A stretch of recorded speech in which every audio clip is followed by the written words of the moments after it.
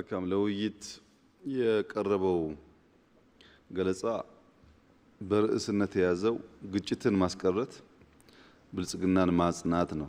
የምናስበውን ብልጽግና ለማረጋገጥ ግጭት ሳንካ ፈጣሪ ስለሆነ ግጭትን ማስቀረት በሚቻል ልክ ማስቀረት፣ መቀነስ በሚቻል ልክ መቀነስ፣ ሰላምን ማስፈን ማበራከት በሚቻል ልክ ማበራከትና የብልጽግና ጉዟችንን መሰረት መጣል ነው።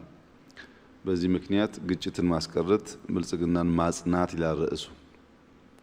በአንደኛው የብልጽግና ጉባኤ እንደምታስታውሱት ስንዴን በሚመለከት ኤክስፖርት እናደርጋለን፣ ኢምፖርት እናቆማለን፣ የህዳሴን ግድብ እናጠናቅቃለን፣ ሀገር ትፈርሳለች የሚል ስጋት ስለነበረ እናጽናለን አትፈርስም የሚል አንኳር ጉዳዮች በውስጡ የያዘ ነበር።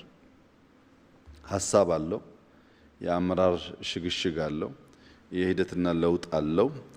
የነበረውን ክስመትና የአዲስን ውልደት ማብሰሪያም ጭምር ሆኖ ያገለገለ ነው። በዛ ጉባኤ ያስቀመጥናቸው አቅጣጫዎች በምን ያክል እንደተገበርናቸው ምን ያክል እንደቀረና በቀሪው ጊዜ ምን ማድረግ እንዳለብን በየቦታው እያየን እንሄዳለን። አጠቃላይ ለውጥ፣ የመንግስታት ለውጥ፣ የተቋማት ለውጥ any sort of change በባህሪው 3I የያዘ ነው። አለመረጋጋት፣ እድገት እና ውህደት። አለመረጋጋት የምንለው ኢንስታቢሊቲ ነው። የመጀመሪያው አይ ኢንስታቢሊቲ አለመረጋጋት ነው። ሁለተኛው እድገት ኢምፕሩቭመንት ነው። ሶስተኛው እና በጣም ወሳኙ ፓርት ኢንቲግሬሽን ነው። በእነዚህ ሶስቱ አዮች ወይም ባለመረጋጋት በእድገት ጉዞና በውህደት ውስጥ የዘጠኝ ወሩን አጠቃላይ እንቅስቃሴ እናያለን። አለመረጋጋት ስንል ነባሩ የሚከስምበትና አዲሱ የሚተከልበት፣ የሚኮተኮትበት፣ የሚጸድቅበት፣ የሚያድግበት ማለት ነው።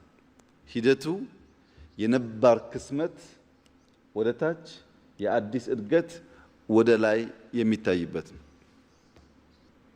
ነባሩ ዲቶሬት እያደረገ አዲሱ ኢቮልቭ አድርጎ መታየት እስኪጀምር ያለው ሂደት በሰው ውስጣዊ ማንነትም በቡድን በተቋም በሀገር ደረጃ ያለየለት ጉዞ ስለሆነ የተረበሸ ያልተረጋጋ ይሆናል።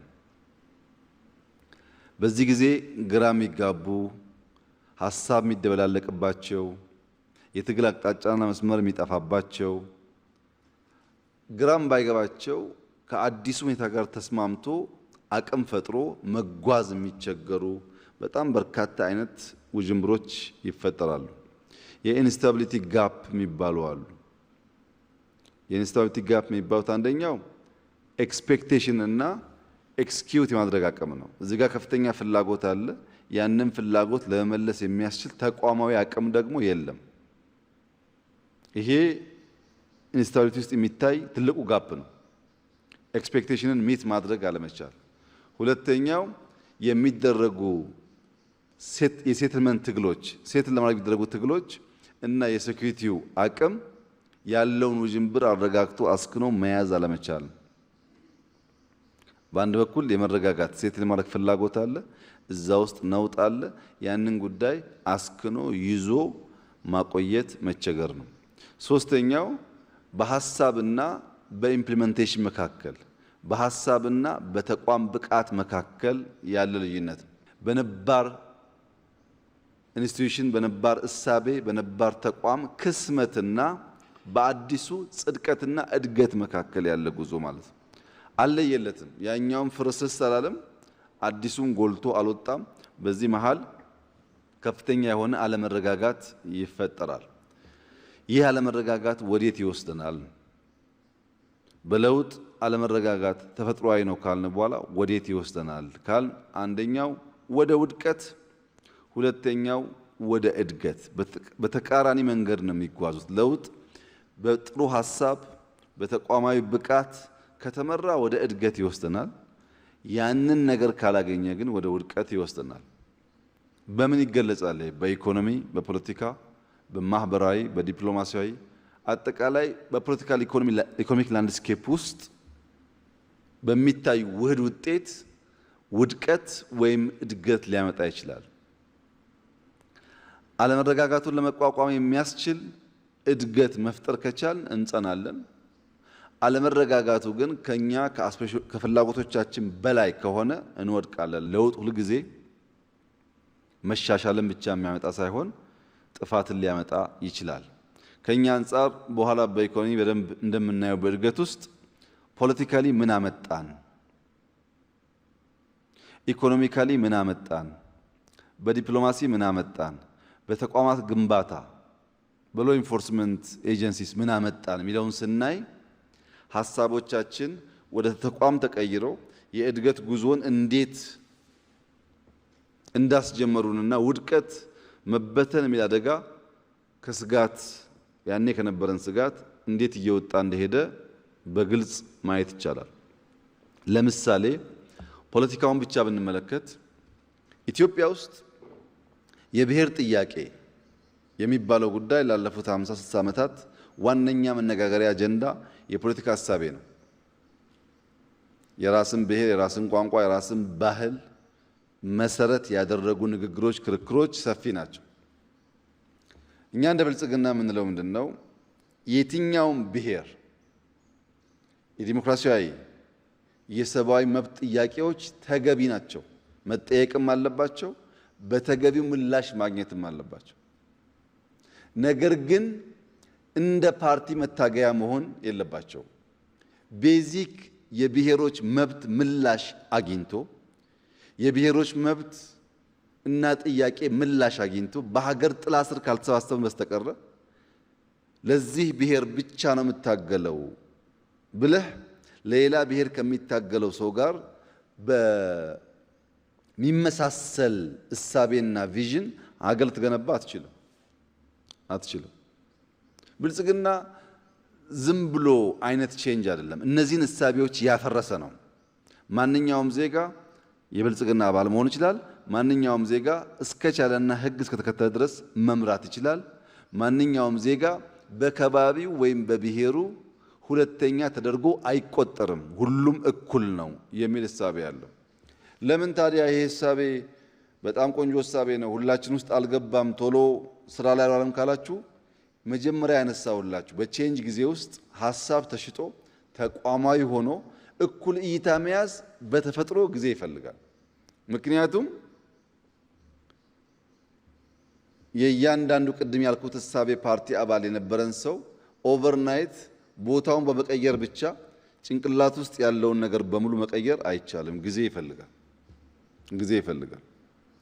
እሳቤዎቹ ግን እነዚህ አይነት በጣም አደገኛ የሆኑና የሚከፋፍሉን፣ የሚለያዩን፣ እንደ ሀገር እንዳንበለጽግ የሚያደርጉን ነገሮች ብሬክ ያደረገ በፕሮግራም ደረጃ፣ በስትራቴጂ ደረጃ፣ በእሳቤዎቹ ደረጃ የነጠረ ሁሉን ብሔሮች፣ ሁሉን እምነቶች፣ ሁሉን ከባቢዎች ለማልማት ለመቀየር ሁሉን አቅፎ የሚሰራ ፓርቲ ነው። በዚያ ልክ ኦፕሬት እንዳያደርግ የሚጎተው ምንድነው? የነበርንበት ሁኔታ። ከኢኮኖሚ አንጻር በዝርዝር ገባበታለሁ። ዲፕሎማሲም እንደዚሁ። ተቋማት ለምሳሌ ሎ ኢንፎርስመንት ኤጀንሲስ ብንወስድ በተደጋጋሚ እንዳያችሁት የሀገር መከላከያ ሚኒስቴር፣ የኢትዮጵያ አየር ኃይል ከነበረበት መፍረስ መናድ ወጥቶ ተቋም መሆን ብቻ ሳይሆን ዛሬ አክቲቭ በያዛቸው ወታደሮችና በሪዘርቭ ባስቀመጣቸው ወታደሮች በማንኛውም ሰዓት ፈተና አለብኝ ሲል ሞቢላይዝ አድርጎ ወደ ውጊያ በሚያስገባቸው ኃይሎች ሲታይ በአፍሪካ አሁንም በጣም ትልቅ ጡንቻ ያለው ተቋም ማድረግ ተችሏል። ይሄ ማለት አልቋል አይደለም፣ ስራ ያስፈልገዋል። ሪዘርቭ ላይ ስራ ያስፈልጋል፣ አክቲቭ ላይ ስራ ያስፈልጋል፣ ትጥቁ ላይ ስራ ያስፈልጋል፣ ቴክኖሎጂ ላይ ስራ ያስፈልጋል። ተቋማት ግን ከመረጃ ከመከላከያ ከፖሊስ ከሌሎች ተቋማት አንጻር የተጀመረው ጅማሮ አጠቃላይ የነበረውን አለመረጋጋት ወደ እድገት ለመቀየር የሚያስችል ትራክ መያዙን የሚያሳይ ነው። አለመረጋጋት በለውጥ ውስጥ ተፈጥሯዊ ነው አለ፣ ልናስቀረው አንችልም። ያን አለመረጋጋት ግን በሐሳብና በተቋም በተሰበሰበ ምልከታ ወደሚቀጥለው ወደ ኢምፕሩቭመንት ወደ እድገት እንዴት እናሸጋግር እንችላለን? ጥያቄው እሱ ነው። ፓርቲ አፍርሰን ፓርቲ ገንብተን ምርጫ አካሂደን ተቋም ገንብተን ሀገር ከማፍረስ አድነን ኢኮኖሚ እድገት ውስጥ የምናወራ ሰዎች ከሆን ደግሞ ጆርኒው ይረዝማል ወይስ ያጥራል ካልሆነ በቀር ከውድቀት ወጥተን ወደ እድገት ጎዳና ላይ እንዳለን ያሳያል። ያ እድገት ጎዳና ግን መረጋጋትና ስክነት ሲያረጋግጥ ነው ቀጣይነት ያለው ተቀባይነት ያለው በሁሉም ዘንዳ ቅቡል የሆነ እድገት ማረጋገጥ የሚያስችለው። ያ እድገት የሚመጣው ኢምፕሩቭመንት ውስጥ የለውጥ ሐሳብ ሰምሮ ግቡን እንዲመታ በእድገት ብቻ ሶስት ጉዳዮች መታየት አለባቸው። ቅድም 3I ያልኳችሁ አጠቃላይ ነው። ኢንስቴቢሊቲ፣ ኢምፕሩቭመንት እና ኢንቲግሬሽን አጠቃላይ ነው። ዊዝን ኢምፕሩቭመንት ግን እድገት ውስጥ ብቻ አንደኛው ሰርቫይቫል ነው። በውጊያም ይሁን በኢኮኖሚም ይሁን እንደ ሀገርም ይሁን እንደ ፓርቲ ከሰርቫይቫል ቀጥሎ ስቴቢሊቲ ነው። ስቴብል መሆን የሰከነ የተረጋጋ ፕሬዲክተብል የሆነ ውጤት አውትካም የሚታይበት የሚያቅድ ያቀደው የሚፈጽም ምን ሊያሳካ እንደሚችል የሚተነበይ የሚታወቅ መሆን አለበት። ያ ደግሞ ሶስተኛው ሰስተነብል መሆን አለበት። በአንድ ዓመት የሚታይ እድገት በሌላ ጊዜ የሚወድቅ መሆን የለበትም። ሰርቫይቭ ማድረግ አለበት። the first S stable መሆን አለበት። the second S sustainable መሆን አለበት። the third S ቀጣይነት ካለው ሲደመር የእድገት ጎዳናው በሚፈለገው ልክ ይሄዳል የሚባለው። ይህ ደግሞ የሚፈጠረው አንደኛ ጄነሬት ማድረግ ነው። አይዲያ፣ የልማት አይዲያ፣ የሰላም አይዲያ፣ የእድገት አይዲያ፣ ተቋም የመገንባት አይዲያ ጄነሬት ማድረግ ስንችል ያ ለፈጠርነው ሐሳብ በውስጥም በውጭም ሞቢላይዝ ማድረግ ስንችል ሪሶርስ ሰው የሚያግዝ ሞቢላይዝ ማድረግ ስንችል ከዛ ተቋም መፍጠር ስንችል የእድገት ጎዳናው የሰመረ የሚቀጥል እና የታሰበለትን ግብ የሚያሳካ ይሆናል። ወደኛ የኢኮኖሚክ እድገት ጉዞ ከመግባቴ በፊት ስኬትን ያስቀጠለ ብልጽግናን ያስቻለ ጉዞ ውስጥ ነው ያለነው ስንል አንዱ ማሳያ አሁን ያለንበት ቦታ ነው። የዛሬ 2-3 ዓመት እዚህ ስንመጣ ሁላችሁም እንደምታውቁት ምንም የሚታይ ነገር አልነበረም። ውጊያ ነበር፣ ኮሮና ነበር፣ ምናምን ነበር። አላቆመንም። ለምን? ማነቆችን መፍታትና ስኬትን ማስፋት ስለቻልን። ማነቆ ስላልነበር አይደለም፣ ሞልቷል ማነቆ። ማነቆ እየፈታን ስኬትን ማስፋት፣ በጫና ሳንያዝ እድገትን ማስቀጠል። ጫናዎች አሉ በሁሉም መስክ። ጫናዎችን በተለየ መንገድ ሃንድል እያደረግን ግን የእድገት ጎዳናችን ማስቀጠል፣ ባለበት ያልታሰረ ተሻግሮ የሚተልም አርቆ የሚያይ ነገ ብሩህ ነገር እንዳለ የሚያስብ ጉዞ በመጓዛችን ቀጥዬ የማነሳቸውን የእድገት ውጤቶች እና ፈተናዎች ማለፍ ችለናል። አንደኛው ምርታማነትን በሚመለከት በርካታ ማነቆዎች አሉ። ምርጥ ዘር የለም፣ የመሬት አስተራራችን ክላስተር የለውም፣ ሜካናይዝድ አንጠቀምም፣ ክረምት ብቻ ነው የምናርሰው፣ የበጋ ኢሪጌሽን የሚባል ኮንሰፕት የለም። እነዚህን ጉዳዮች መፍታት ይጠይቃል ምርታማነትን ማምጣት። ሁለተኛው ፍጥነት ነው። ጂዲፒያችን በኋላ እንደማነሳው ከየት ተነስተው የት ደረሰ? ፕሮጀክት ማለት ገንዘብ የሚበላ ካልተመራ ገንዘብ የሚበላ አደገኛ ነገር ነው። ፕሮጀክት ከተኛ ከተጓተተ ካላለቀ ብር ብቻ ሳይሆን በጣም ብዙ ነገር ይወስዳል። የኛ አንዱ ኳሊቲ ባቀድነው ልክ ጀምረን መጨረስ። ጀምረን ስንጨርስ ደግሞ ሶሻል ጀስቲስን ያልጣለ ለምሳሌ እንደዚህ አይነት የሚያምር ቦታ ሰራን ስንል ደግሞ የምታዩት የአይነ ስውራን ቦርዲንግ ስኩል አይነ ስውራን የሚታሰቡበት፣ አዛውንቶች ቤት የሚያገኙበት፣ የድሃ ልጆች ተመግበው ትምህርት የሚማሩበት ሶሻል ጀስቲስም ያለበት እድገት ነው። ዝም ብሎ ሀብታሞች የሚጠቀሙበት ብቻ ሳይሆን ታች ያለ ህብረተሰብ ክፍልም ተጠቃሚ የሚሆንበት።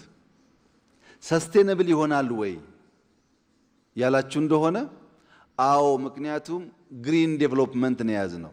ኢንቫይሮንመንታል ፍሬንድሊ ዴቨሎፕመንት አፕሮች ስለምንከተል ሰስቴን ማድረግ ይቻላል። ሁለተኛው ቴክኖሎጂ እንጠቀማለን።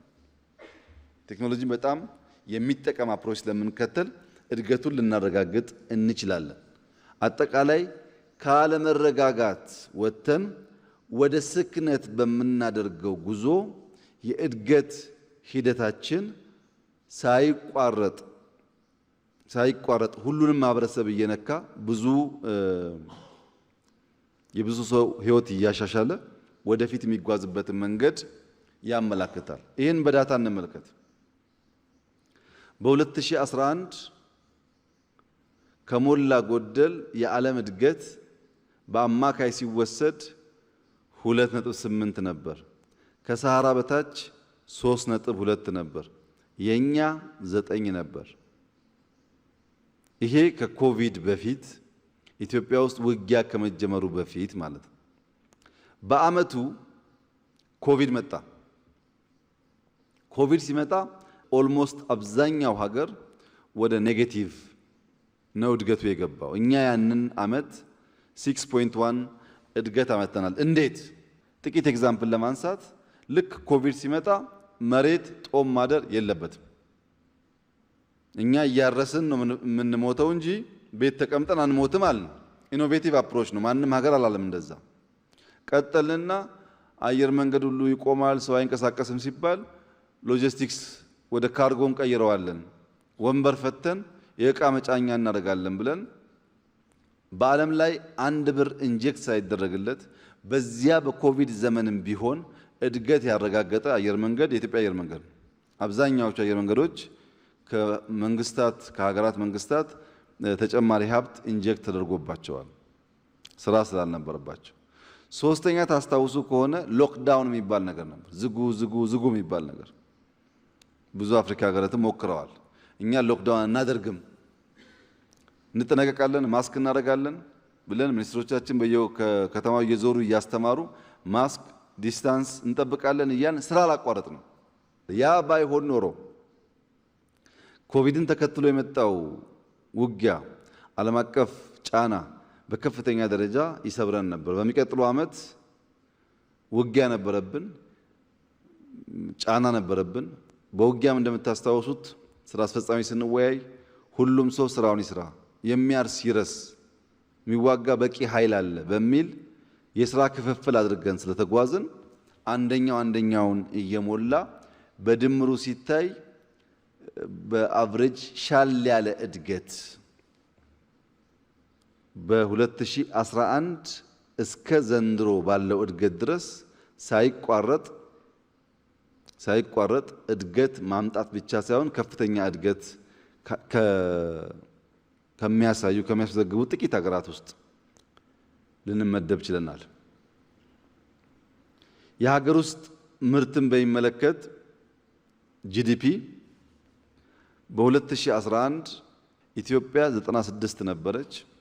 በምስራቅ አፍሪካ ከኬንያ ቀጥሎ ሁለተኛው ኢኮኖሚ፣ በሰብ ሰሃራም ትንሽ ዝቅ ያለ ደረጃ የነበረው ኢኮኖሚ ነበረ። በሚቀጥለው ዓመት ተሻሻለ። በሚቀጥለው እያለ ዛሬ በ2016 ማለት ነው ኢትዮጵያ 205 ናት። ይሄ በፐርቼዝ ፓወር ፓሪቲ ቢለካ ከዛ ይበልጣል። ኖሚናል ስለምናይ ነው።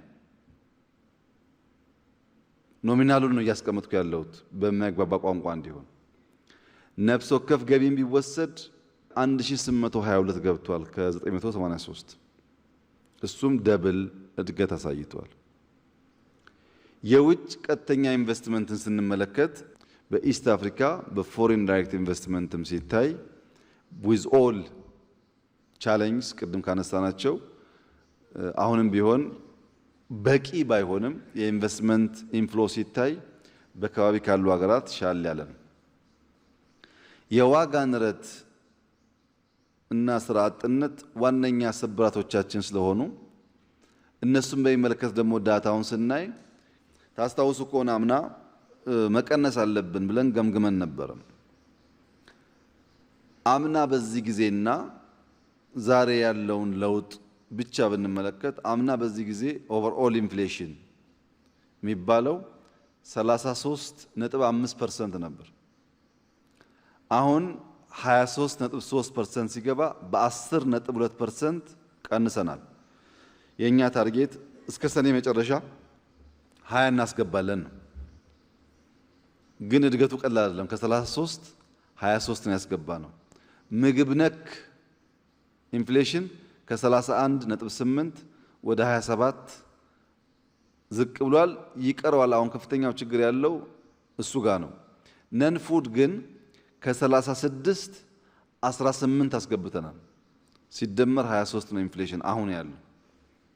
ይሄን በርትተን በኋላ በምናያቸው አቅጣጫዎች ወደ 20 ብናስገባ በሚቀጥለው ዓመት ደግሞ ከዛ በታች እየሰራንበት ብንሄድ ውጤቱን ይበልጥ ያጎላዋል። ይሄ እድገት በቁጥር በጂዲፒ ብቻ ሲቀመጥ ለሁሉ ሰው ግልጥ ብሎ ስለማይታይ በሴክተሮች እና በአንዳንድ ኢንዲኬተር ስንመልከተው ለምሳሌ ግብርናን ብቻ ነው። ግብርና አምናና ዘንድሮን ብናወዳድር አምና 393 ሚሊዮን ኩንታል ሰብል ምርት ነው ያመረት ነው። ዘንድሮ 506 ሚሊዮን ኩንታል ነው ያመረት ነው ሰብል ብቻ። አትክልትና ፍራፍሬ አምና 86 ሚሊዮን ኩንታል ነው። ዘንድሮ 340 ሚሊዮን ኩንታል ነው ያመረት ነው። የበጋ ስንዴ በበጋ በኢሪጌሽን የምናርሰው ባይዞ ይሄ እዚህ ጋር እያነሳው ያለው የ9 ወር ብቻ ነው። አምና 47 ሚሊዮን ኩንታል ነው። አሁን እስካሁን የተሰበሰበው 75 ሚሊዮን ኩንታል ነው። እስከ 100 ይገባል ሙሉ በሙሉ ሲጠቃለል ገና ያልታጨዱ ስላሉ። ሩዝ አምና 8 ሚሊዮን ኩንታል ነው። ዘንድሮ 38 ሚሊዮን ኩንታል ገደማ ገብቷል።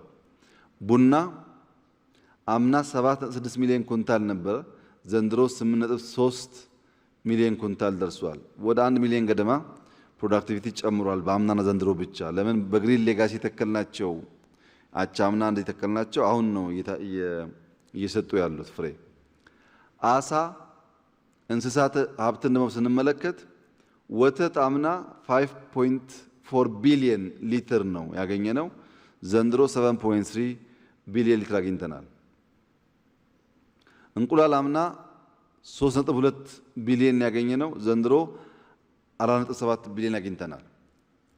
ስጋ 334,000 ቶን ነበር። አሁን 54,000 ቶን ገብቷል። ማር በጣም ከፍተኛ ለውጥ ያመጣንበት ኤሪያ አንዱ ማር ነው። አምና 82,000 ቶን ነው። አሁን 191,000 ቶን ነው። ከዛም እያለፈ ይሄዳል። በእያንዳንዱ ስታዩት አምናና ዘንድሮ ብቻ ሩቅ ሳትሄዱ በእያንዳንዱ ምርት ላይ ሲግኒፊካንት የሆነ ጭማሪ አለ። የዚህ ድምር ነው ቅድም ያነሳሁትን እድገት የሚያመጣው። ይሄ የግብርና ሴክተሩ 6.2% እድገት አመጥቷል። የጂዲፒው 1/3 ሼር ስላለው ጂዲፒ ውስጥ ይሄ እንዳለ ይንጸባረቃል ማለት ነው። ቅድም በጥቅል ያየነውን እድገት በዝርዝር እዚህ ካያችሁ በኋላ ይሄን 33%፣ 32%፣ 31%፣ 30% ኢኮኖሚ ውስጥ ስታስገቡት እንደየሴክተሩ ይለያያል። አጠቃላይ እድገቱን ያሳያል። ይሄ ግብርና ነው። ስንዴ ብቻ በበጋና በመኸር የሰራነውን ብታዩ አምና በ2015 በመስኖ የተዘራው መሬት 1.3 ሚሊዮን ሄክታር ነበር።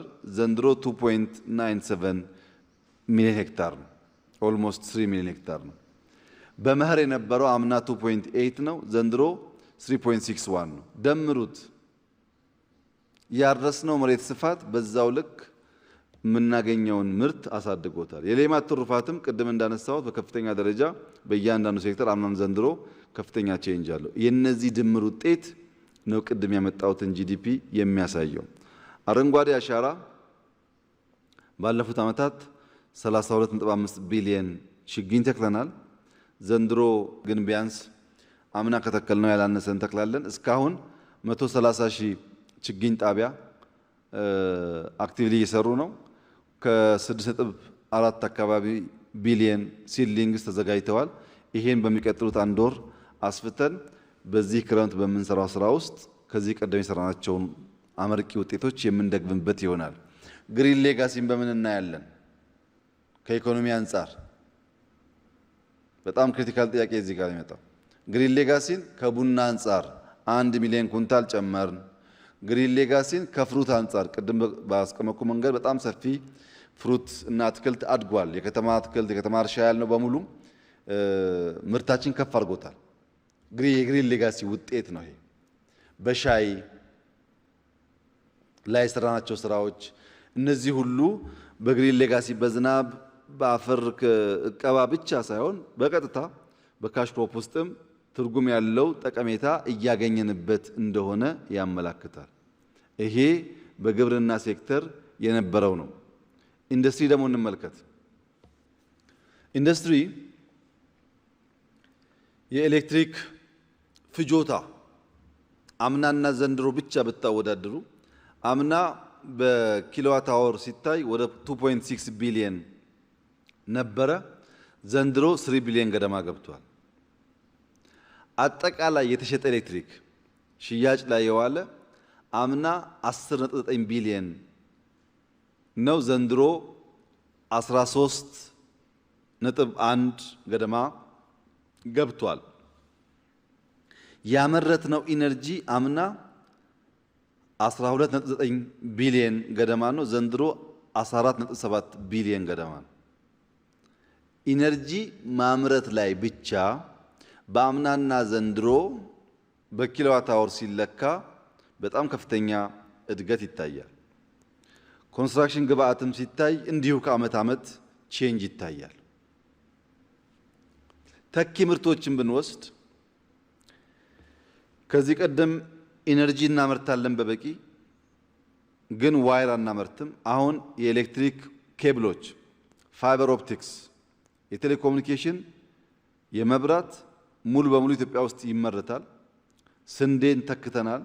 ሩዝ 100% ባልን በጣም ከፍተኛ ደረጃ ሄዷል። ምናልባት በሚቀጥለው ዓመት 2 ዓመት የሩዝ ታሪክም ይቀየራል። የትራንስሚሽን ታወር እናስገባ ነበር፣ አሁን እናመርታለን። የማዳበሪያ ከረጢት እናስገባ ነበር፣ አሁን እናመርታለን። በጣም ብዙ ብር ነው። ለቱሪስት የሚውሉ መኪናዎች አሁን ማምረት ጀምረናል። የሜዲካል ጎዝ እናስገባ ነበር፣ አሁን እናመርታለን። ብቅል ለቢራ ፋብሪካዎች እናስገባ ነበር፣ አሁን እናመርታለን። በብቅል ብቻ ከ70 ሚሊዮን ዶላር በላይ ሴቭ ተደርጓል። የድንጋይ ከሰል እንዲሁ እናመርታለን። ፓስታ መኮረኒም በጣም በስፋት መተካት ተጀምሯል። የጸጥታ ልብስ፣ ጫማ፣ ዩኒፎርም መተካት ኢንዱስትሪው ምርት ማሳደግ ብቻ ሳይሆን ኢምፖርት መተካት ጀምሯል። እዚህ ውስጥ ምንድነው ለውጡ ያላችሁ እንደሆነ አንደኛ ኢትዮጵያ ታምርት ብለን በጣም በርካታ ፋብሪካዎች ያለባቸው ማነቆዎች ፈተን ስራ እንዲጀምሩ ተደርጓል። ኤሌክትሪክ አቅርቦት ላይ ማሻሻያ ተደርጓል። ኢዝ ኦፍ ዱይንግ ቢዝነስ ላይ ማሻሻያ ተደርጓል። ፋይናንስም የተሟላም ባይሆን ለውጦች አሉ። አሁን ደግሞ ኢንዱስትሪውን አንድ ስቴፕ ከፍ እናርግ ብለን በባለፈው ድሬዳዋ ላይ የነበረውን ፓርክ ወደ ነፃ ኢንዱስትሪያል ንግድ ቀጠና ቀይረነዋል። አሁን ደግሞ ኦሮሚያ ላይ ከፕራይቬት ሴክተር ጋር ተጀምሯል። ምን ማለት ነው? ኢንዱስትሪው በፓርክ መልክ እኛ ስንሰራ ብድር ነው፣ ኢንፍራስትራክቸር ላይ ኢንቨስት እናደርጋለን። ከዛ ስናከራይ ልክ እንደ ሸቀጥ ነው። አሁን ሁሉም ኢንዱስትሪዎች እስካሁን በኢትዮጵያ ዕዳ የሚሰሩ ናቸው። በፕራይቬት ሴክተር መሬት አዘጋጅተን ሕግ አሻሽለን የምናስገባ ከሆነ ግን ፓርኮች ይሰራሉ። እዛው ያለ ኤምፕሎይመንትን ኢምፓክት ያደርጋል፣ የውጭ ምንዛሪ ያስገኛል፣ የኮንስትራክሽን ሴክተር ያሳድጋል። መንግስት ግን እዳ የለበትም። ለዚህ የፖሊሲ ማሻሻያዎች አድርገናል። ኢንዱስትሪው ጋር የሚቀርም ሁለት ቁልፍ ነገሮች አሉ፣ በኋላ እንዳልዘነጋው። አንደኛው ክላሲፊኬሽን። ኢንዱስትሪ ሁሉ ኢንዱስትሪ አይደለም፣ ክላሲፋይ መደረግ አለበት በየደረጃው። ዝቅተኛው፣ መካከለኛው፣ ከፍተኛው ማን ነው፣ ምንድነው፣ መቼ፣ ለምን፣ የት መለየት አለበት። ሁለተኛው ስኪል ይቀራል። ስኪልድ የሆነ ሂውመን ካፒታል አፍርተን ለኢንዱስትሪው ሰው ብቻ ሳይሆን የሚችል ሰው ማቅረብ ላይ ተጨማሪ ስራ ያስፈልገናል። ክላሲፋይ ማድረጉንና ስኪልድ ሂውመን ካፒታል ማምረት ከቻል ኢንዱስትሪውን ከደገፍን ባጠረ ጊዜ ውስጥ ሽግሽግ ሊያመጣ ይችላል ኢኮኖሚ ውስጥ። አሁንም 1/3 ድርሻ አለው። አሁን ካለው ድርሻ በላይ ግን በከፍተኛ ፍጥነት ማደግ ይችላል። ለምን? ግብርና እያደገ ነው። ግብአት አለ፣ ኢነርጂ አለ፣ መሬት አለ፣ የሰው ኃይል አለ፣ አስቻይ ፖሊሲዎች አሉ። ትናንሽ የሚቀር ጉዳይ ካለ በማስተካከል ኢንዱስትሪውን ለስራ የሚመች ከባቢ ፈጥረን ወደሚቀጥለው ደረጃ ማሸጋገር ይቻላል። አሁን ቀጣይ ስራ የሚሆነው ቅድም ያነሳሁትን ክላሲፊኬሽንና ስኪል ላይ መስራት ይሆናል። ሰርቪስ በትራንስፖርት ብቻ አምና እነሱ የሚለኩት ፓሴንጀር ኪሎ ሜትር ብለው ነው 28 ገደማ ነበር። ዘንድሮ 37 ገደማ አድጓል። ሆቴልና ቱሪዝም፣ የቱሪስት ፍሰት፣ ዲጂታል ኢኮኖሚ ብቻ ብንወስድ አምና በአንድ ዓመት ቼንጁ እንድታዩት ክፍያ የተፈጸመው በዲጂታል 2.9 ትሪሊየን ነበር። ዘንድሮ 6.7 ትሪሊየን ነው የደረሰው። 3 እጥፍ አድጓል። ዘንድሮ ለመጀመሪያ ጊዜ የካሽ ትራንዛክሽን በዲጂታል ተበልጧል ኢትዮጵያ ውስጥ። እድገቱን ተመልከቱት። ሁለተኛ ብድር በሚመለከት አምና 2.5 ቢሊየን ነው ያበደር ነው ለፋይናንሻል ኢንክሉዥን በፊንቴክ። ዘንድሮ ግን 5.6 ነው። ቁጠባ አምና 1.7 ነው፣ ዘንድሮ 5.7 ነው። በቂ አይደለም። እድገቱ በአንድ ዓመት ግን በጣም አመርቂ ነው። በሚቀጥለውም እንዲህ ከጨመርን እየደገምን ከሄድን የዲጂታል ኢኮኖሚው፣ የቱሪዝሙ፣ ትራንስፖርት ሰርቪሱ፣ አጠቃላይ የውጭ እና ገቢ ሰርቪሱ በከፍተኛ ደረጃ ኢኮኖሚ ኢምፓክት ያደርጋል። ይሄ ደግሞ 7.7% በጂዲፒ ውስጥ ሼር አለ። ይሄን ደምረን ነው ቅድም ያለውን እድገት በጥቅል የምናየው። ማለት በሴክተር ስናየው እያንዳንዱን ሴክተር ስናይ ጥቅሉን ለመገመት ይቀለናል። አሁን የጀመርነው በኢንዱስትሪ በግብርና የሜካናይዜሽንና የክላስተር ጉዳይ ማስፋት አንድ ስራ ሆኖ ቁልፍ የዚህ አመራር ስራ ግን ፕሮዳክቲቪቲን ማሻሻል ነው። በአንድ ሄክታር የምናገኘው ቡና፣ በአንድ ሄክታር የምናገኘው ሩዝ፣ በአንድ ሄክታር የምናገኘው በቆሎ ማደግ አለበት። ማረሳችን መልካም ሆኖ ፕሮዳክቲቪቲ ማደግ አለበት። ትልቁ ስራችን ነው። በኢንዱስትሪ ወደ ፓርኮች መሰብሰቡ ጥሩ ነው። ነገር ግን ፓርክ መንግስት ኢንቨስት ከሚያደርግ በፍሪ ትሬድ ዞን፣ በፍሪ ኢኮኖሚክ ዞን ፕራይቬት ሴክተር እንዲገባ አስቻይ ሁኔታ ከፈጠርን ኢንዱስትሪውን አንድ ስቴፕ ከፍ እናደርጋለን፣ በኳሊቲም በጠቀሜታም። በንግድና ሰርቪስ ደግሞ ስናይ የካፒታል ገበያ፣ ስታርታፕ፣ ዲጂታል ኢኮኖሚ በተለይ ኢንፍራስትራክቸር ላይ እነዚህን ደግሞ ከሰራን ሌላ ስቴፕ ከፍ ይላል። አሁን የነበረው እድገት ሰስቴን ለማድረግ የሚያስችል ፋውንዴሽን ይፈጥራል ማለት ነው። የካፒታል ገበያ ተቋም አቋቁመናል። በተለይ ኤኤክስኤስ የሚባለው የካፒታል ተቋም የካፒታል ማሳደጊያውን 240% አሳክቷል። በእነሱ የሙያ ግምገማ በጣም ጥሩ መንገድ ላይ እንዳለ ያመላክታል። በቅርቡ የቴሌኮሙኒኬሽን 10% ሽያጭ ይጀምራል። በሚቀጥለው ዓመት ደግሞ በብዙ ሴክተር ላይ ስቶክ በደንብ መገበያየት እንጀምራለን ማለት ነው። ስታርታፕ ባለፈው እንዳነሳ ነው በ5 ዓመት ውስጥ በጣም ከፍተኛ እድገት ካሳዩ ሴክተሮች አንዱ ነው። እስከ 50 ሚሊዮን የሚያንቀሳቅሱ ተፈጥረዋል። በቢፒኦም ከፍተኛ ትስስር እየፈጠሩ መጥተዋል። ሁሉ ይሳካላቸዋል ማለት ባይሆንም ጅማሮ ግን በተለይ በቅርቡ በክራይ ቤት፣ በአንዳንድ ፖሊሲ፣ በውጭ ምንዛሪ ያሳየነው የፖሊሲ ማሻሻያዎች እነዚህ ሴክተሮች እንዲነቃቁ ያደርጋል። ስታርታፕ ኢኖቬቲቭ ስለሆነ ከተስፋፋና ካደገ ካፒታል ማርኬት ካስጀመርና ካስፋፋን በደንብ ከመራ ነው ለዲጂታል ኢኮኖሚ አስቻይ ኢንፍራስትራክቸር ከገነባን ሰርቪስ በጣም ያድጋል ማለት ነው። ፍሪ ትሬድ ዞን ካስፋፋን ኢንዱስትሪ ያድጋል ማለት ነው። ፕሮዳክቲቪቲ ላይ ከሰራን አግሪካልቸር ያድጋል ማለት ነው። እዚህ ውስጥ ኢንፍራስትራክቸር እየተስፋፋን የተገናኘ እንዲሄድ ስኪልድ ሂውመን ካፒታል ከፈጠርን ሰስቴን ማድረግ ብቻ ሳይሆን የምናስበውን ብልጽግና እናሳካለን። ብልጽግናው ግን ብዝሃ ዘርፍ ነው። በአንድ ሴክተር ላይ የቆመ መሆን የለበትም። በግብርናም ያሳካነውን አውቀን የሚቀረንን ከለየን፣ በኢንዱስትሪም የደረስንበትን አውቀን የሚቀረንን ካወቅንና ከሰራንበት፣ በሰርቪስም ዘመናዊነትን ቴክኖሎጂን አካተን መጠቀም ከቻል ጽድት ማለት ከሌብነት ተቆጥቦ በጊዜ ደሊቨር አድርጎ ሰው አለማማረር መለማመድ ደግሞ ካልቸር ማድረግ አለብን። ቴክኖሎጂን መጠቀምና ሰርቪስ ከንክኪ ውጭ እያደረጉ መሄድ በከፍተኛ ደረጃ ጠቀሜታ አለው።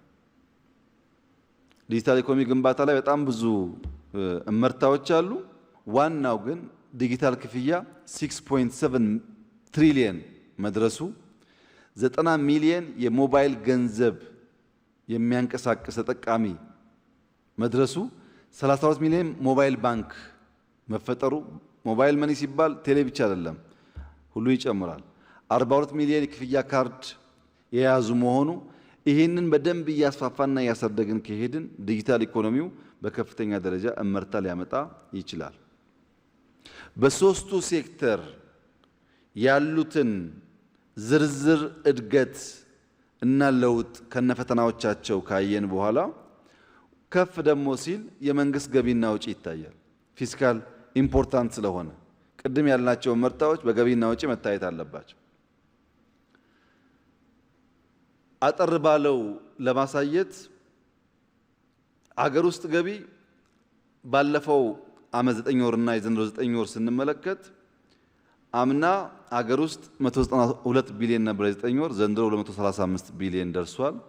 ከውጭ ንግድ የሚገባው አምና 132 ቢሊዮን ነበር፣ ዘንድሮ 139 ቢሊዮን ገብቷል። በድምር ሲታይ አምና 9 ወር 324 ቢሊዮን ነበር፣ ዘንድሮ 374 ቢሊዮን ገብቷል።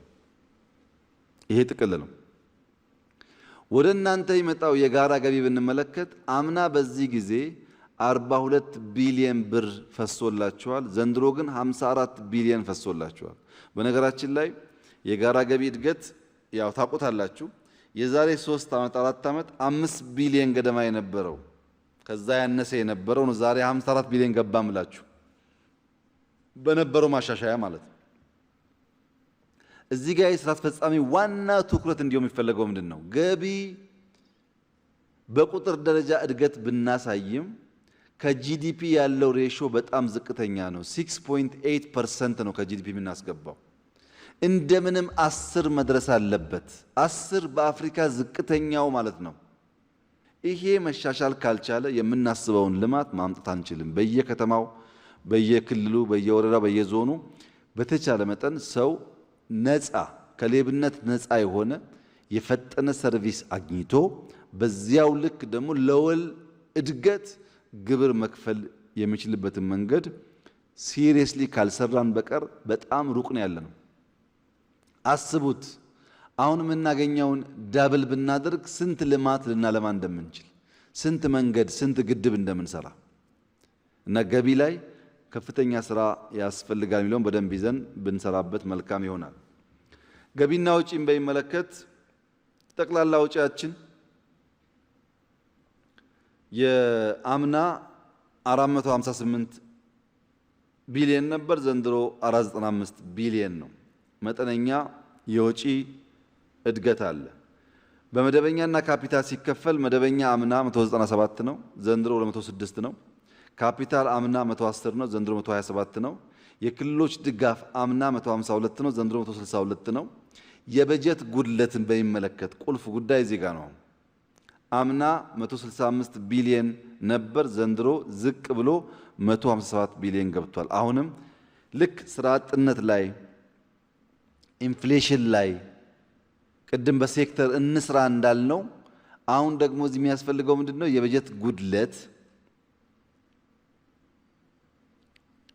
በምናስገባው ልክ የማናስወጣ ከሆነ ሶርስ ገንዘብ እንጠቀማለን ማለት ነው። ያ እንዲስተካከል ገቢ ከፍ ማድረግ፣ ጉድለት መቀነስ ያስፈልጋል። በዘንድሮ 495 ቢሊዮን ብር ወጪ አድርገናል። 337 ቢሊዮን ብር ገቢ አድርገናል። ዲፍረንሱ 157 ቢሊዮን ነው። ይሄንን ነው በገቢ መተካት ያለብን ማለት ነው። ገቢያችን አድጎ መተካት ያለበት ይሄን ጉድለት ነው። ዘንድሮ የሞላ ነው ከግምጃ ቤት ሰነድ ከቦንድ እና ከሌሎች ምንጮች ነው። ያ ተቀይሮ በገቢ እንዲተካ መስራት ይኖርብናል። ያ ሲሆን ኢኮኖሚው ጤናማ እና ሰስቴናብል ግሮዝ ሊያመጣ ይችላል። የፋይናንስ ኢንዱስትሪው እድገት በጣም አስደንጋጭ ነው። በ2018 የባንኮች ተቀማጭ ገንዘብ 899 ቢሊዮን ገደማ ነበረ። አሁን በጣም በከፍተኛ አድጓል። 166% እድገት አለው። በብድር ደግሞ ስናይ በሴክተር የአምናና ዘንድሮ ብቻ የቅድሙን እድገት እንድታዩት ግብርና አምና 12% ነበር ዲስፐርስ የተደረገለት፣ ዘንድሮ 21% ነው። ብድር ለቀናል። ለዛ ነው እድገቱ የመጣው። ማኒፋክቸሪንግ አምና 12 ነበር፣ ዘንድሮ 15 ነው። የሀገር ውስጥ ንግድ አምና 19 ዘንድሮ 18 ነው። የውጭ ንግድ አምና 22 ዘንድሮ 15 ነው። ግንባታና ኮንስትራክሽን አምና 8 ዘንድሮ 7 ነው። ምን ማለት ነው? ግንባታና ኮንስትራክሽን እና ማኒፋክቸሪንግ ተደምሮ 23 24% 22% ሼር አግኝቷል። ግብርና 21 አግኝቷል። አሁንም ከፍተኛውን ሼር የያዘው ንግድ ነው፣ የውጭና የሀገር ውስጥ። ለግብርና የተለቀቀው አምናና ዘንድሮ ብቻ ስናይ አምና 51.9 ቢሊዮን ብር ነው ለግብርና ሴክተር ብድር የተለቀቀው። ዘንድሮ ግን 73 ቢሊዮን 42% እድገት አለው። ቅድም በግብርና ፕሮዳክቲቪቲ ያየነው እድገት ዝም ብሎ የመጣ አይደለም። ሊደርሺፕ ብቻ ሳይሆን ኢንቨስትመንትም አለው ማለት ነው። በኢንቨስትመንቱ ልክ ነው ግብርና እያደገ የመጣው። ይሄን የፋይናንስ ስርዓት ማወቅ የሚያስፈልገው ለምን ሴክተር ነው ገንዘባችን የምናውለው? ፕሮዳክቲቭ ሴክተር ላይ ካላዋል ነው ጥፋት ስለሚያመጣ እሱን ለማወቅ እንዲመች ነው። ይሄ ለመረጃ እንዲሆነን በቅርቡ ንግድ ባንክ የነበረው ጥፋት በአንድ ቀን 800 ሚሊዮን ብር ገደማ ነው የተዘረፈው። በተሰራው ስራ እስካሁን 781 ሚሊዮን ወይም ኦልሞስት 98% ተመልሷል። ያልተመለሰው 17 ሚሊዮን ብቻ። እዚህ ጋር ሁለት ቁልፍ ነገር ማየት አለባቸው።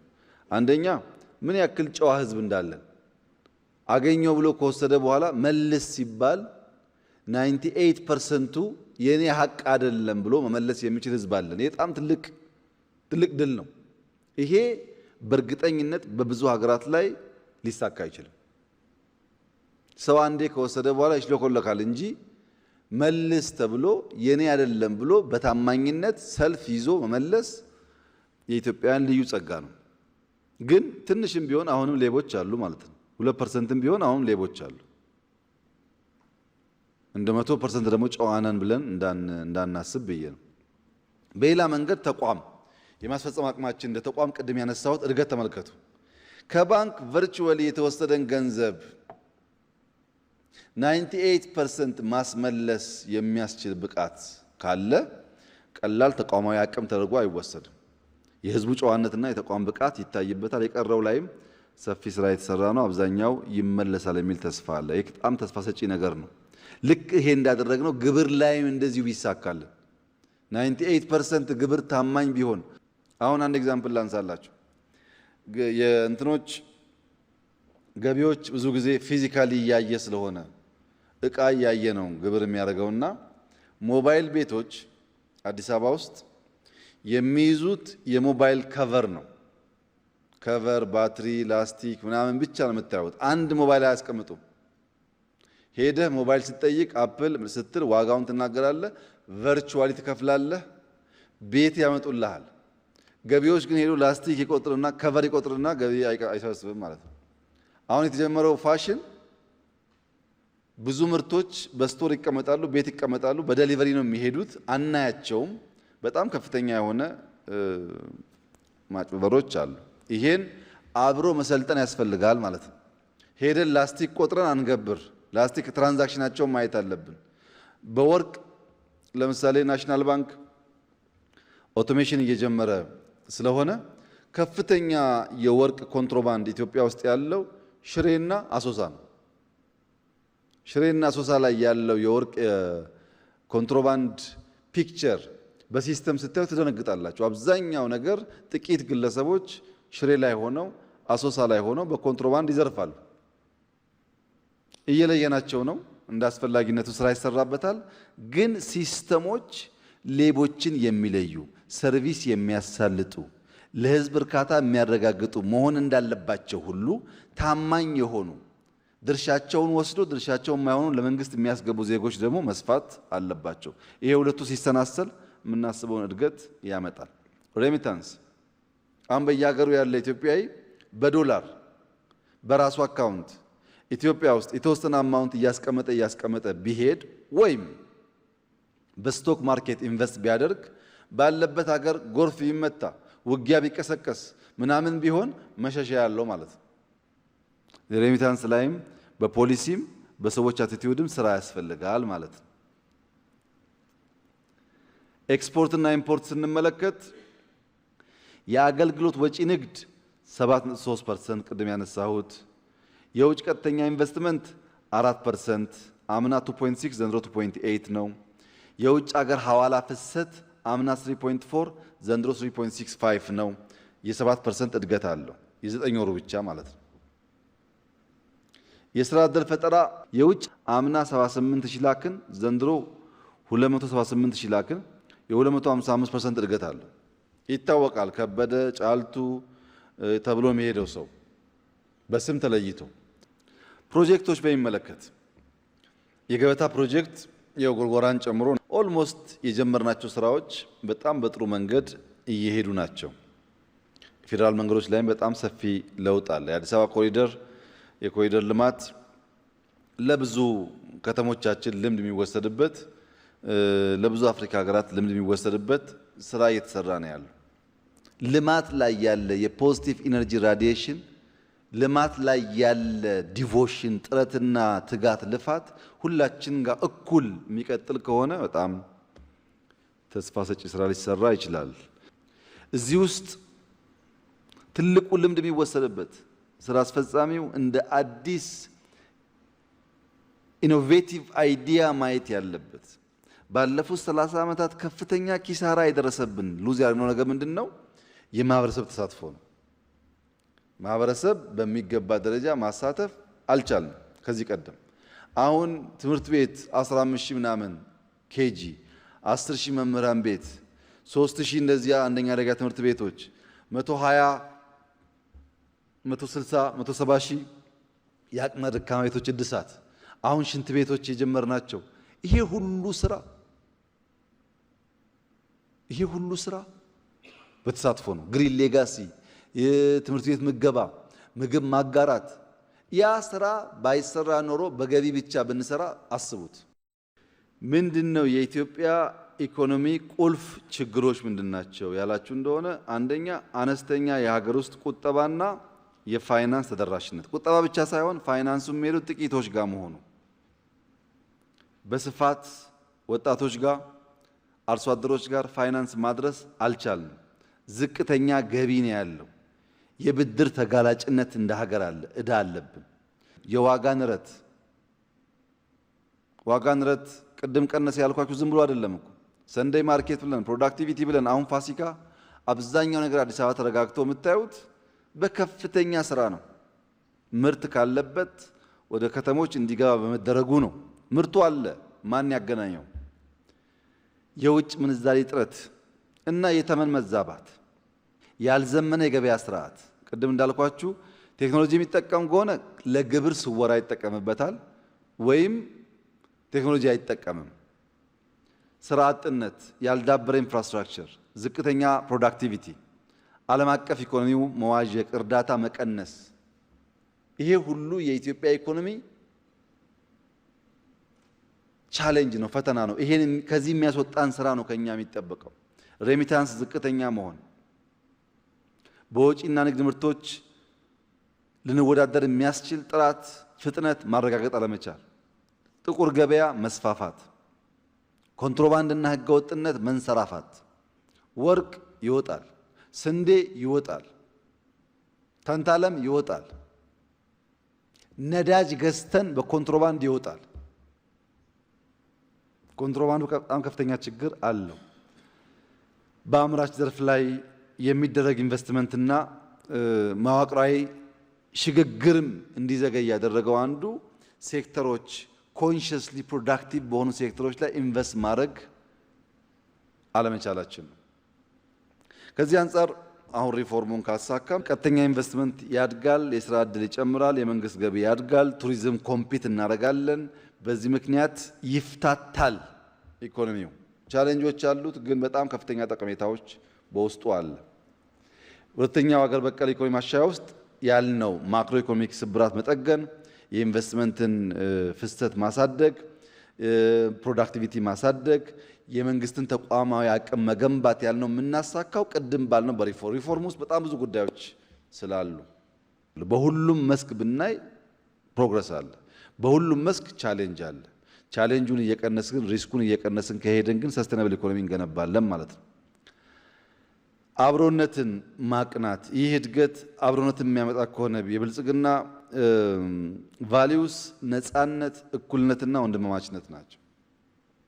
ይሄ ደግሞ የሀሳብ ልዕልና ከሌለ፣ የህግ ልዕልና ከሌለ፣ ተቋም ከሌለ፣ ባህል ከሌለ አይገነባም። ባህል ያስፈልጋል። ነፃ አለመናናቅ፣ መከባበር፣ ችግር ሲያጋጥም ገለልተኛ ሆኖ የሚያስፈጽም ተቋም ያስፈልጋል። ያ እንዲሆን የጀመርነው የስልጠና፣ የአቲቲዩድ፣ የውይይት፣ የኢንደክሽን ስራዎች የልማት ስራውን ኢንሃንስ ስለሚያደርጉ ነፃ የሆነ በእኩልነት የሚያምን በወንድማማችነት የሚያምን እሳቤ ከብልጽግና ጀምሮ በየደረጃው መስፋት አለበት። ያ በሀሳብ ጥራት በህግ ልዕልና የሚረጋገጥ ይሆናል። ከዚህ አንጻር ባለፈው ስናይ በዚህ ዓመት ከዕዳ ወደ መንዳ አዳማ ላይ ስልጠና በከፍተኛ አመራር ደረጃ ወሰድን። ያ እስከ ታች ድረስ ስልጠና ተካሄደ። እስከ መንግስት ሰራተኛ ድረስ በጣም ሰፊ ስልጠና ተካሂዷል። የአባላት ኮንፈረንስ በስፋት ተካሂዷል። ሁላችሁም ወደ ክልል ወርዳችሁ ሰፊ ውይይት አካሂዳችኋል። ከኔም ጋር ሰፊ ውይይት ተካሂዷል። በየክልሉ ሰዎች ጋር ተወያይቻለሁ። ይሄ ፓርቲ ለፓርቲ መንግስት ለህዝብ ያደረግነው ውይይት ለአጠቃላይ ውይይቱ ፋውንዴሽን ነው። አጠቃላይ ውይይቱ ኢንክሉሲቭ ናሽናል ዲያሎግ ነው። ህዝብና ህዝብ፣ እምነትና እምነት፣ ሰውና ሰው ሀሳቡን ካለመከልከል የሚያፈስበት የሚወያይበት ኢንክሉሲቭ ናሽናል ዲያሎግ ነው። ለሱ ግን አስቻይ ሁኔታ የሚፈጥረው በመንግስትና በህዝብ መካከል፣ በእምነትና በህዝብ መካከል ያሉ ያደረግናቸው ውይይቶች ናቸው። በዛ በጣም ብዙ ሚሊዮን ሰው ባለፉት ዓመታት አወያይተናል። ብዙ ቦታም ራሊ ወጥቶ ሰው ድጋፉን አረጋግጧል። ይህ የፖለቲካ ስራ ባለፉት 9 ወራት የተሰሩ ስራዎች ብልጽግና እሳቤውን በከፍተኛ ደረጃ ወደ ህዝብ ለማስረጽ፣ ከህዝብ ጋር ለመግባባት፣ በሐሳብ ልዕልና ብቻ ለመዳኘት እድል ሰጥቷል። የሐሳብ አውድ መፍጠር ስፔስ ላይ ስፔስ ማለት ሰዎች ተገናኝተው ጠይቀው አስተያየት ሰጥተው ኮሜንት አድርገው ምላሽ አግኝተው የሚሄዱበትን መድረክ አስፍቷል። ይሄ መጠናከር አለበት። ገና ብዙ ሐሳብ ላይ መነጋገር፣ ሐሳብ ላይ መወያየት እጥረት ስላለብን ከህግ አንጻር ብዙ ህጎች አሻሽለናል። በኢኮኖሚው በብዙ መንገድ ህግ አሻሽለናል፣ ፖሊሲ አሻሽለናል። እንደምታውቁት የማስፈጸም አቅማችንም በከፍተኛ ደረጃ እያደገ መጥቷል። በብዙ መንገድ ወንጀለኞች የመለየት የመያዝ አቅማችን እያደገ መጥቷል። ይሄ በህግ የማውጣትም ሪኮግናይዝ የማድረግም የማስፈጸም አቅማችን እየሰፋ ሲሄድ እና እየጎለበተ ሲሄድ ቅድም እንዳልኳችሁ የዜጎች ነፃነት፣ እኩልነት፣ ወንድማማችነት የሚባሉ ቫሊዩስ በሪኮግኒሽን እና በኢንፎርስመንት እየተጠናከሩ ይሄዳሉ። ተቋማት ላይ ቅድም እንዳነሳሁት የሚዲያ ተቋማት ግንባታ፣ ሎ ኢንፎርስመንት ተቋማት ግንባታ፣ የፋይናንስ ሴክተር ተቋማት ግንባታ፣ ናሽናል ባንክ፣ ገንዘብ ሚኒስቴር፣ ፕላኒንግ፣ የስታቲስቲክስ ተቋማት እድገት፣ አብዛኛው ተቋማት ግንባታ ላይ ሰፋፊ ጉዞዎች መጓዝ ለውጥ ማስመዝገብ ተችሏል። ይሄን ማስፋት ማሳደግ ይኖርብናል። ቀጣዩ ስራ ምንድነው? ባህል ላይ አይዲያና ህግ ከሰራን አይዲያው በስልጠና በውይይት በንግግር ህግ ደግሞ በማውጣት በማሻሻል በማስፈጸም ከመጣ በኋላ ባህል እየሆነ መሄድ አለበት። ሰው ጋር መቀራረብ፣ መወያየት፣ መነጋገር፣ መከባበር ባህሉ እያደረገ እንዲሄድ ደግሞ በጣም ሰፋፊ ስራዎች፣ አካታች ውይይቶች ያስፈልጋሉ። ከዲፕሎማሲ አንጻር ብዙ ሊባል ይችላል። አንደኛው ብሪክስ ነው። ተደማጭነታችን በከፍተኛ ደረጃ እያደገ መጥቷል። ብዙ ወዳጆች አፍርተናል። በዚህ መንገድ ከሄን በ10 ዓመት በ15 ዓመት ኢትዮጵያን ዝም ብሎ እንደፈለጉ እጅ መጠምዘዝ ኮምፕሊትሊ የማይቻልበት ደረጃ የሚያደርስ ጉዞ ላይ ነው ያለነው። ውጭ ጉዳይ የጀመርነው ሪፎርም መስመር እየያዘ ነው፣ ይበልጥ ይጠናከራል። በዲፕሎማቲክ ተቋማት ላይ የጀመርናቸው ሪፎርሞች፣ ስልጠናዎች፣ ስራዎች ተደማምረው ተደማጭነትና ፋክቶቻችን እውነታዎቻችን የመታወቅ አቅማቸው ትንሽ ሻል እያለ መጥቷል። ይሄን ማስፋት ማሳደግ ማጎልበት ያስፈልጋል። ሶስተኛው ምንድነው? ኢንቲግሬሽን ነው። መጀመሪያ ምን አየን? ኢንስታቢሊቲ አየን። ቀጥለን ምን አየን? ኢምፕሩቭመንት አየን። ግን እንደዚህ ተዋህደው ኢንቲግሬት አድርገው ቋሚ ባህላችን እንዲሆኑ ነው አሁን ቀጣዩ ዋና ፈተና የሚሆነው። ውህደት ማለት ሐሳቡ ከተቋም ተዋህዶ ዴሊቨር ማድረግ ኢሹ የማይሆንበት ደረጃ ማድረስ። ሐሳብ፣ ህግ፣ ተቋም፣ ባህል ሲዋሃዱ ኮሄሲቭ ኢንቫይሮንመንት ይፈጠራል። ሐሳብ ኖሮ ህግ ከሌለ፣ ህግ ኖሮ ተቋም ከሌለ፣ ተቋም ኖሮ ባህል ከሌለ ግን ውህደት ካልተፈጠረ ሰስቴን ማድረግ አይቻልም። የተቋማት የሀገር የህዝብ ካልቸር ማድረግ አይቻልም። ሐሳብና ተቋማት ሲቃረኑ እኛ አይዲያችን ሌላ ተቋሞቻችን ሌላ ሲሆኑ ተቋማትና ባህል ሲቃረን አለመረጋጋት ውስጥ ኢንስታቢሊቲ ውስጥ ያቆያል ማለት ነው። እኛ የምንለው እኩልነት ተቋማት የሚያዳሉ ከሆነ እኛ የምንለው ፍትህ ተቋማት የሚያዳሉ ከሆነ ሐሳቡና ተግባሩ የማይጣጣም ከሆነ አለመረጋጋቱ ይቀጥልና የውህደት እድሜው ይራዘማል። ስለዚህ አራት ጉዳዮች ሲሰናሰሉ ነው ኢንቲግሬሽን የሚመጣው። ሐሳብ፣ ህግ፣ ተቋምና ባህል። ባህል ማዳበሩ ላይ እንድንሰራ ኢንቲግሬሽኑን በ3D ከፍለን ካየን ውህደት ይፋጠናል፣ ውህደት ይጸናል። አንደኛው ዲተረንስ፣ ሁለተኛው ዲፊውዥን፣ ሶስተኛው ዴቨሎፕመንት። ዲተረንስ ማለት ሞኖፖሊ ኦፍ ቫይለንስ ለተቋማት መስጠት ስንችል በሐሳብ ያለው መግባባት በተቋማትና በህግ መከበር ሲችል ሰዎች ህግ መጣስን፣ ሀገራት ኢትዮጵያን መድፈርን፣ ጽንፈኛ ሐሳብ ያላቸው ኃይሎች ኢትዮጵያን መድፈርን ሲፈሩ ዲተር ስናደርግ አንዱ ውህደት እየጎላ የሚሄድበት አቅም ይፈጥራል። የጦረኝነት ሐሳብ ቦታ እንዲያጣ ማድረግ፣ ሰው በሰላም በህግ ብቻ የሚፈልገውን ነገር እንዲያሳካ ማድረግ፣ ተፈናቃዮች መመለስ። በጣም በርካታ ተፈናቃዮች እየተመለሱ ነው። አሁንም ብዙ ተፈናቃይ በእጃችን አለ። ሁለተኛው ኢንትረስቲንግ ነገር ስራ አስፈጻሚ ማወቅ ያለበትና እንዲሰራበት በከፍተኛ አደራ ማሳስበው ተረጂነት ከውጭ ስንዴ መለመን ኢትዮጵያ ማቆም አለባት ያልነው ባለፈው ታስታውሱ ከሆነ 20 ሚሊዮን ነበር ተረጂ። ቀጥሎ ስንሰራ 15 ሚሊዮን ገባ። አሁን 10 ሚሊዮን ነው አጠቃላይ ይር ቱ ይር ያለው። በዚህ ሲዝን ያለው ግን 6 ሚሊዮን ነው። በነገራችን ላይ ዲጂታይዝ እየሆነ ሲሄድ እርዳታ የሚወስዱ ሰዎች ባለሱቅ ቤቶች፣ ባለመኪናዎች ጭምር ነው እርዳታ የሚወስዱት። መጥፎ የልመና ባህል የተንሰራፋው። ልመናን የፖለቲካ አጀንዳ የምናደርግ፣ ልመናን ለጦርነት ምክንያት ብናደርግ፣ ልመናን ጌጥ ያደረግን ሰዎች ነን። ይሄ አደገኛ ነገር ነው። ኢትዮጵያ ራሷ አምርታ መመገብ ትችላለች። አሁን ባለው ጥናት 250 ሺህ ሄክታር በኢሪጌሽን ኮታ ተሰጥቷቸዋል። 250 ሺህ ሄክታር ብቻ ካረሳችሁ የኛ የዲዛስተር ሪከቨሪ ተቋም የማንም እርዳታ ሳይወስድ በሀገራችን ችግርተኞች ካሉ ማገዝ ይችላል። ያን መሬት ማዘጋጀት በከፍተኛ አደራ ጭምር ማሳስባችሁ። ባጠረ ጊዜ ውስጥ የሰው ሀገር ስንዴ በቃን ማለት አለብን። ኢትዮጵያ አምርታ ራሷን ትመግባለች፣ ችግርተኞች ይኖራሉ፣ ማገዝ ትችላለች ካል ይሄ ትልቅ የብልጽግና ምልክት ነው። ለዚህ የሁላችን ርብርብ ይፈልጋል።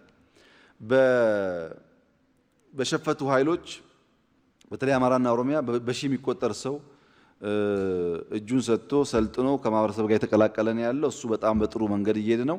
ቀሪ ስራዎች አሉ። በአማራም በኦሮሚያም ቀሪ ስራዎች አሉ። እነዛን ቀሪ ስራዎች በሁሉም መንገድ በሰላም የሚገባውን በሚቻል መጠን በሰላም እያስገባን በሰላም የማይገባውን ሕግ እያስከበር አካባቢያችን ላይ የተረጋጋ ነገር ለመፍጠር ሰፊ ስራ መስራት ይጠበቅብናል። እዚህ ጋር አንድ ከዲተረንስ አንጻር ማየት ያለባችሁ ነገር መጀመሪያ ኢትዮጵያ ትፈርሳለች አትፈርስም፣ አሁን ደግሞ ኢትዮጵያ ይሄኛው ቀጠና እንቅስቃሴ ማድረግ አይቻልም የሚለው ጉዳይ ምን ያክል እየቀነሰ እንደመጣ ያው እናንተ መገመት ትችላላችሁ። ኦሮሚያ ውስጥ መንቀሳቀስ አይቻልም፣ አማራ መንቀሳቀስ አይቻልም የሚለው ጉዳይ ከጊዜ ወደ ጊዜ እየቀነሰ መጥቷል። አልጠፋም፣ እየቀነሰ መጥቷል። እሱን አንዳንዱ በፐርሰፕሽን በፕሮፓጋንዳ ነው የሚወራው፣ አንዳንዱ በተግባርም ችግር አለ። ሁለቱን ማጣጣም ያስፈልጋል። ሌላ እግረ መንገድ እዚሁ ማንሳት የምንፈልገው አራተኛ ማነሳላችሁ ጉዳይ ችግር ማውራት። በቃ ኢኮኖሚ ከወደቀ ሰላም እኮ የለም ምናምን እያሉ ሰውን ሮሮስ ማስገባት፣ ይሄ ችግርን መዝራት፣ ችግርን ደጋግሞ ማውራት ሊወርሰው እንደሚችል ባለመገንዘብ ማለት ነው። ተስፈኝነት፣ መልካም ነገርን መዝራት፣ እንደ ማህበረሰብ ያለውን ጥቅም ሳንገነዘብ ቀርተን ችግር ብቻ ከሚዛኑ በላይ የምንዘራ ከሆነ እሱኑ ስለምናጭድ ትምህርት መወሰድ አለበት። ፕሮፓጋንዳ ብቻ ሳይሆን እንደ ስራ መያዙ አሉ እና አንደኛው ዲተር ማድረግ ነው፣ ግጭትን ችግርን ዲተር ማድረግ። ሁለተኛው ዲፊውዥን ነው። አሁን በስራ አስፈጻሚ ደረጃ፣ በማዕከላዊ ኮሚቴ ደረጃ፣ በከፍተኛ አመራር ደረጃ ብዙ የሀሳብ መጋራት ላይ ችግር አለማለት አይቻልም፣ ግን ወደ ታች አልወረድም። በቀበሌ ደረጃ በትክክል ሰርቪስ የሚሰጥ መንግስት ነው የሚያስፈልገው። ማህበረሰቡ የሚመረረው በመታወቂያ በትናንሽ ሰርቪሶች ነው። ላይ የምናስባቸው የብልጽግና የእኩልነት የነጻነት እሳቤዎች ታች ወርደው ሰው ከልቡ አገልግሎ ሀገሬ ብሎ እንዲሰራ ማድረግ ላይ ገና በጣም ሰፊ ስራ ያስፈልጋል። ላይ ያለውን ሀሳብ ወደ ታች ማውረድና የማህበረሰቡ የጋራ ሀሳብ ማድረግ ያስፈልጋል። ሶስተኛው ዴቨሎፕመንት ነው። በግብርና ምርታማነት ላይ በጣም ሲሪየስ መሆን አለብን። ስንዴ በሄክታር 40 የሚለው ቋንቋ መቀየር አለበት። የሚያስፈልጉ የምርጥ ዘር፣ የኢሪጌሽን፣ የአፈርን የማልማት አቅም ማሳደግ ስራዎች እና ምርምር እያካሄደን ፕሮዳክቲቪቲ ማደግ አለበት። የቡና ፕሮዳክቲቪቲ ማደግ አለበት። የሩዝ ፕሮዳክቲቪቲ ማደግ አለበት። የሰሊጥ ማደግ አለበት። ሁለተኛው ፕሮጀክቶች፣ የተንጠለጠሉ ፕሮጀክቶች መጨረስ አለብን። በየቦታው በጣም ከፍተኛ የሆነ የማስፈጸም አቅም ገንብተናል። እሱን ማስፋት አለብን። የኮሪደር ልማት በሚቀጥሉት 2 ወራት 3 ወራት አዲስ አበባ ውስጥ ጽድት ብሎ ማለቅ አለበት። አልቆ አዳዲስ ስራ ማሰብ አለብን። በየክልል ከተሞች መጀመር አለበት የኮሪደር ልማት። የገበታ ፕሮጀክቶች የአሁኖቹን ጨርሰናል። እነዛ በጥሩ ጅማሮ ላይ ያሉ ማፋጠን አለብን። አፋጥነን ያዋጣውን የረዳንን ያመነንን ማህበረሰብ በተግባር ማኩራት አለብን። ለጎርጎራ ያዋጣ ሰው አሁን ምን አይነት ኩራት ይሰማዋል? ይሄን ቦታ ሲያይ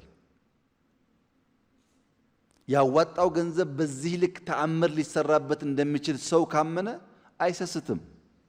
በታማኝነት እና በከፍተኛ ትጋት ሰርተን ካሳየን ህዝባችን ይበልጥ አዳዲስ ስራ እየሰራ ይሄዳል።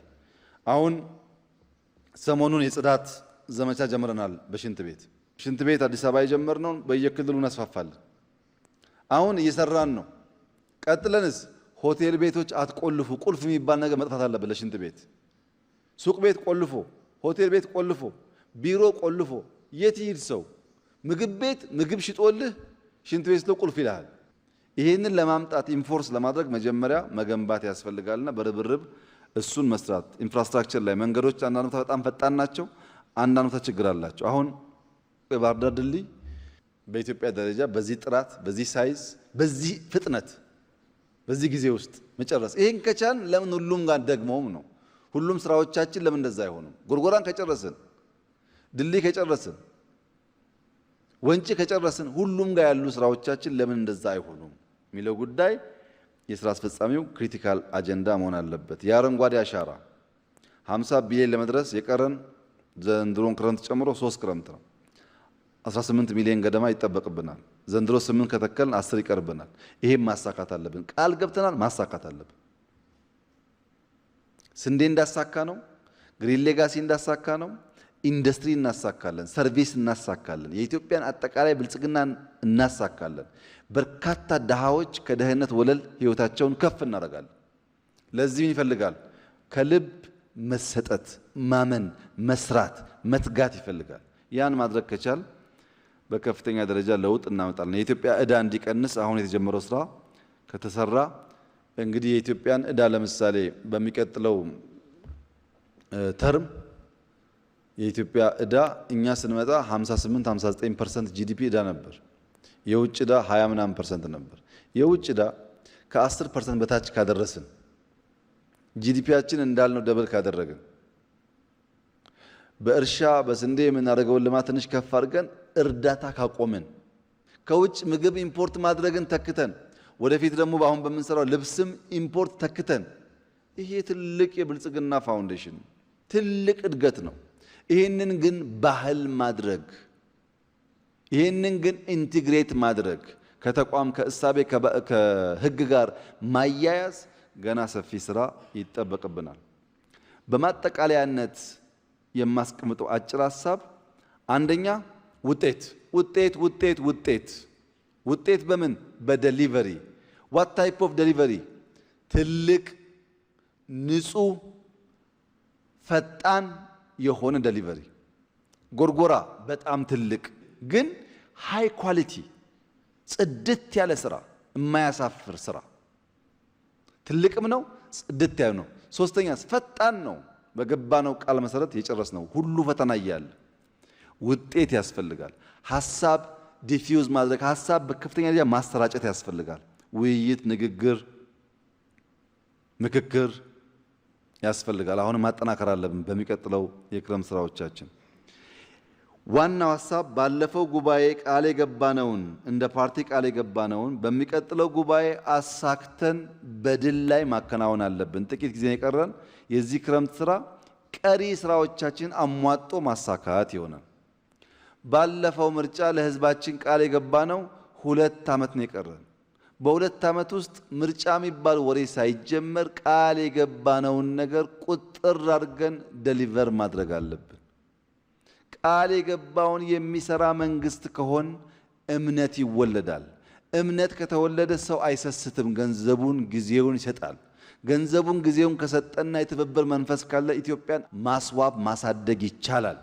ኢትዮጵያ ካደገችና ከተዋበች ልጆቻችን ከዕዳ ነፃ የሆነች ማንም እጇን የማይጠመዝባት የፖሊስ ነፃነት ያላት በራሷ ባህል፣ እሳቤ፣ ቋንቋና መንገድ የምትመራ ሀገር ትሆናለች።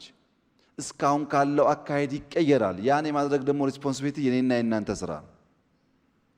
እኔና እናንተ ሐሳብ ይዘን እስከመጣን ጊዜ ድረስ ለሐሳባችን ታማኝ ሆነን በምናደርገው ጥረት ለህዝባችን የገባነውን ቃል መፈጸም ከቻል ጉባኤውም ምርጫውም የተሳካ ይሆናል። ይህ እንዲሆን ይህ ስራ አስፈጻሚ እስካሁን ያለውን ድል የሚጠብቅ እስካሁን ያለውን ጋፕ ለይቶና ቆጥሮ እየፈታ እያሟላ የሚሄድ በድምሩ ጠንካራ ፓርቲ፣ ጠንካራ መንግስት፣ ጠንካራ ሀገር ለመፍጠር የሚደረገው ጥረት የተሟላ ስኬታማ እንዲሆን መስራት ከሁላችን ይጠበቃል ለማለት ነው።